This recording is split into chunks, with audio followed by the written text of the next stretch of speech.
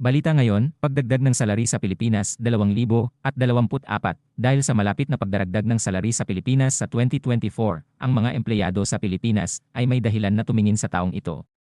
Ang Salary Standardization Law ng Pilipinas, na nagtataglay ng mga taon na pagbabago ng salary batay sa kasalukuyang mga trend, ay responsable para sa mga pagtaas sa salary ng bansa. Pagplano ng budget para sa pagtaas ng mga sweldo ay naiimpluwensyahan sa pamamagitan ng inflationary presyon at pag-aalala tungkol sa isang makikipag-ugnayan sa merkado ng trabaho.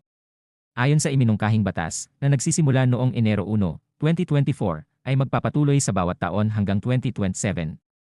Ang Department of Budget and Management, DBM, ay magsagawa ng amended 4 na tranche na pagdagdag ng mga sweldo, Philippine minimum sa araw-araw. Ang minimum wage sa Pilipinas ay nanatili sa 2023 hanggang 2024 sa halagang 610 bawat araw. Gayon din, dapat mong tandaan na ang minimum na sweldo sa bansa ay nagbago batay sa lalawigan. Ang minimum wage sa Pilipinas ay lumago mula sa 89 pesos per day noong 1989 hanggang sa pinakamataas na halaga noong 2023. Mula naman ni 1989 hanggang 2024, ang average na daily wage ay 354.32 pesos. Ang Metro Manila o National Capital Region, NCR, ay may pinakamataas na minimum salary noong Enero 2024 ay nasa 505.23 pesos bawat araw.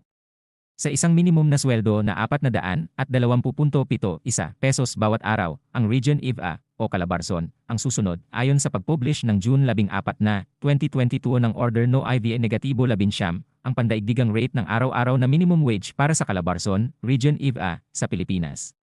Ang lahat ng mga empleyado ng pribadong sektor, kahit na ang trabahador, katayuan, pagkilala, o paraan ng pagbabayad ng sweldo, ay kumakatawan sa pamamagitan ng mga minimum na pagtaas. Ang inaasahan na pagtaas sa salary at minimum wage sa Pilipinas, ang isang bilang ng mga makabuluhang variable na nakakaapekto sa merkado ng pamumuhunan ay inaasahan na humantong ang median wage growth para sa mga manggagawa sa Pilipinas mula sa 6% sa 2023 at 6.2% sa 2024. Bilang karagdagan, ang mga negosyo sa Pilipinas ay nagbudget para sa 5.7% na pagtaas ng kabuuang median sa kabuuan sa 2024. Pansamantalang diskusyon, talentong mula sa buong mundo ay hinihikayat sa Timog Silangan ng Asya dahil ito ay historically isang hub ng pang-ekonomiyang pag-unlad. Ang dinamika ng mga pagtaas sa mga sweldo, mga empleyado turnover, at stabilidad ng karamihan ng trabaho ay naging mas mahalaga bilang ito faces ang posibilidad ng isang nakaraang recession.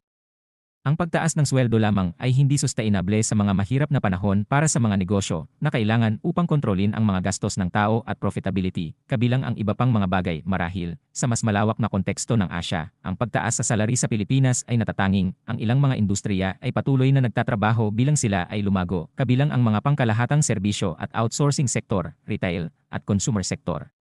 Ang mga empleyado sa Pilipinas ay malamang magpatuloy na mag-aalok ng mga perks sa 2024 upang makakuha at panatilihin ang isang malalaking manggagawa. Dahil ang trend na ito ay tiyak na magpapatuloy. Ikaw, ano ang masasabi mo sa balitang ito?